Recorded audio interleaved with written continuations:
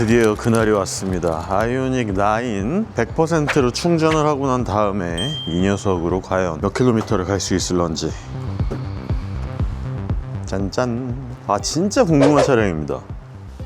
개인적으로 매우 궁금한 차량 중에 하나인데 지금 현재 100%가 되어 있을 겁니다. 네, 100%로 되어 있고 무려 612km를 갈 수 있다라고 뜨지만 요거는 모르겠습니다. 아마 이렇게 가진 못할 거예요. 이게 생각보다 뒤쪽에 요 라인이 되게 낮아요. 엄청나게 큰 차이인데도 불구하고 앞쪽이 되게 높고 이 뒤로 내려가면서 확 떨어지는 요 느낌이 뭐 에어로 에스테틱이었나? 정확하게 이름이 잘 기억이 안 나는데 이름이 어려워. 요 녀석 디자인적인 이 완성도 덕분에 아주 멀리 갈 수 있다라고 하는 이게 과연 진짜일지 한번 지금부터 달려보면 될 것 같습니다.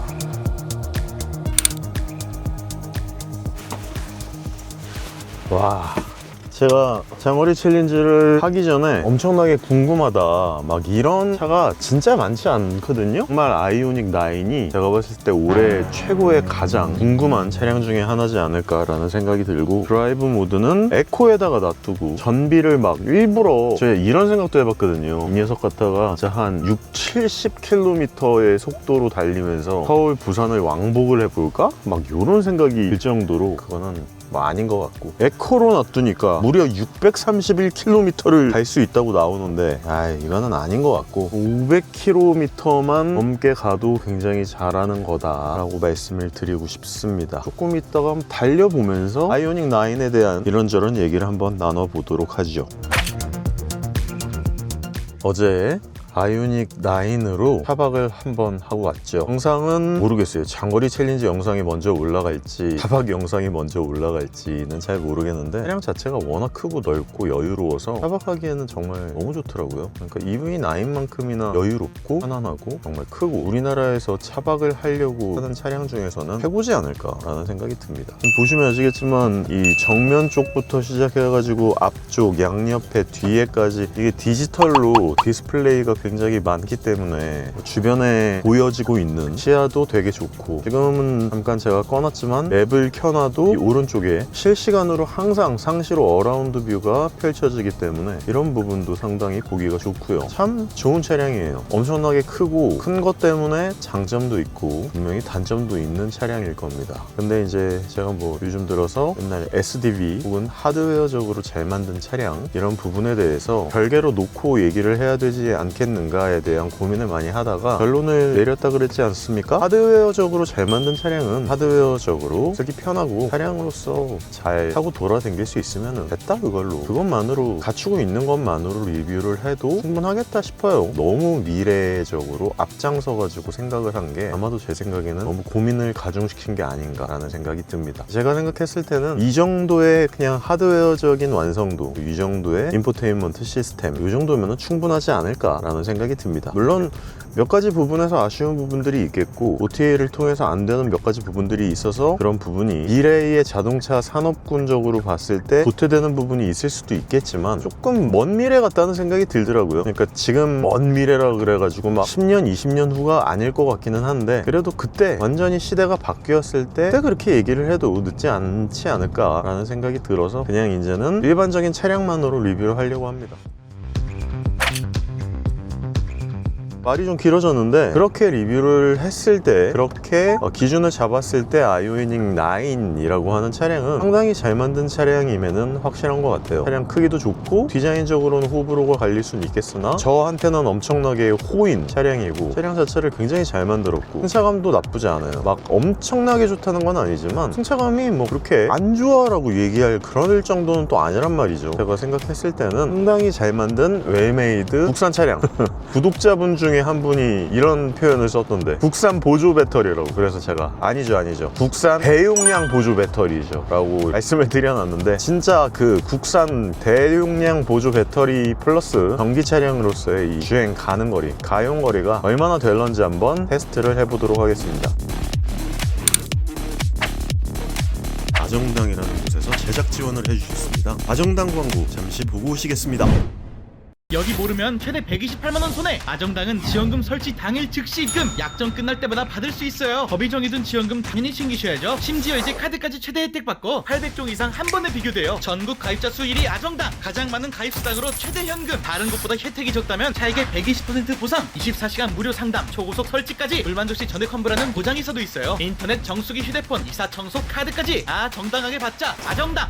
현재는 고속도로에 들어왔고요. 진입을 했는데 99%인데도 아직도 631km를 갈 수 있고, 무려 맥스가 749km라고 찍혀요. 이건 진짜 한 60km 정도로 항속 주행을 했을 때 아마 그런 느낌인 것 같은데, 미니멈으로는 353km를 갈 수 있다고 이렇게 찍혀 있습니다. 현대차가 그런 부분에서 잘 되어 있어가지고 제가 칭찬을 많이 하는데, 거리나 시간, 전비, 그리고 이렇게 전력 소비량까지도 굉장히 잘 나오는 이런 부분들 보면서 개인적으로는 차량을 어떻게 운용을 하는지에 대한 부분에 대해서 인포가 되게 잘 나오기 때문에 이런 부분은 굉장히 칭찬을 한다고 항상 말씀을 드리고 있죠. 이것만큼 잘 나오는 게 이제 BMW, 벤츠도 굉장히 잘 나오더라고요. 최근에 확인을 해보니까 한눈에 이렇게 내가 거리 정보를 볼 수 있는 부분이나 에너지를 얼마나 쓴 부분에 대해서 정확하게 볼 수 있는지 확인할 수 있는 부분이기 때문에 아주 잘 확인하고 요약해서 여러분들께 전달 드릴 수 있을 것 같습니다.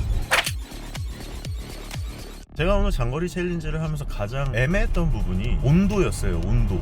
지금 외기 온도가 18도잖아요. 이러다 보니까 이제는 동계 챌린지로 넣으면 안 되겠다. 동계가 아니네 이제. 그러면 아마 아이오닉 9부터는 장거리 챌린지를 아마 동계로 넣지 않고 진행을 하게 될 텐데, 모르겠습니다. 돌아올 때까지의 기온이 어느 정도 될런지는 아직 확실하지 않은 부분이기 때문에, 일단은 시작하는 기온이 18도잖아요. 돌아올 때 영하 막 3도 뭐 이렇게 떨어지지 않는 이상 일단 시작 기온 자체가 그렇게 낮지 않기 때문에 하계 장거리 챌린지로 넣을 생각을 하고 장거리 챌린지를 진행하도록 하겠습니다. 오, 19도까지 올라갔어.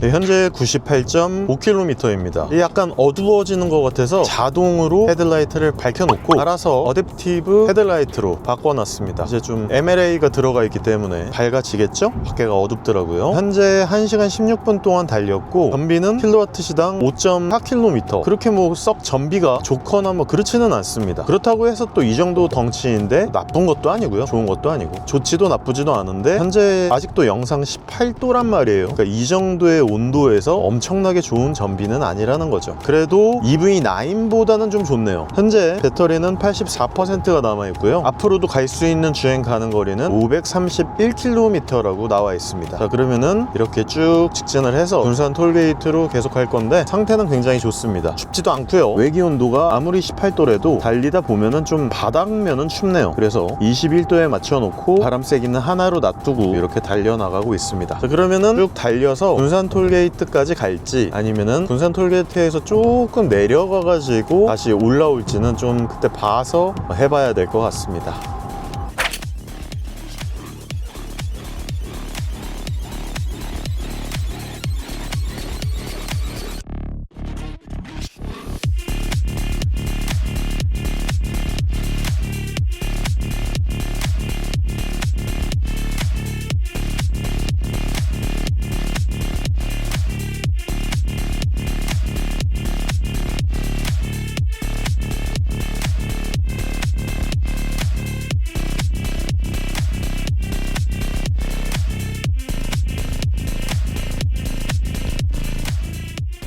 아이고 참, 뭔 일이 중간에 잠깐 있어가지고 제가 찍기만 해놨는데 지금 402km가 아직도 남아있단 말이에요. 갈 수 있는 주행 가는 거리가 여기까지 온 게 벌써 217.5km를 왔어요. 지금은 왜 80km로 떨어졌냐면 지금 여기가 공사 구간이라 가지고 지가 알아서 80km까지 떨어뜨려 준 거거든요. HDA2잖아요 이게. 지금 다시 100km로 돌아왔다.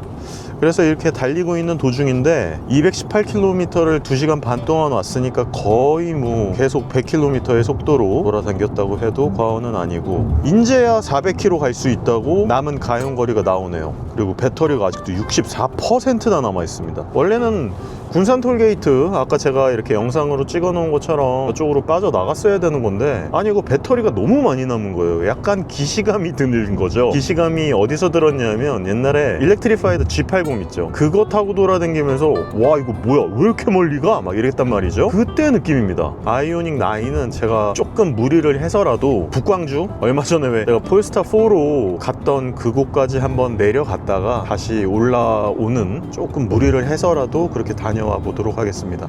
그렇게 갔다 오면 6시간인데 한번 아이오닉 9 장거리 챌린지는 굉장히 기대를 하고 있던 차량이었기 때문에 한번 쭉 달려보도록 하겠습니다. 참고로 여기까지 내려와도 지금 밤인데도 불구하고 영상 14도입니다. 그러니까 이런 주행 거리가 나오는 것 같아요. 계속 한번 달려서 또 300km 구간에 브리핑 드리도록 하겠습니다.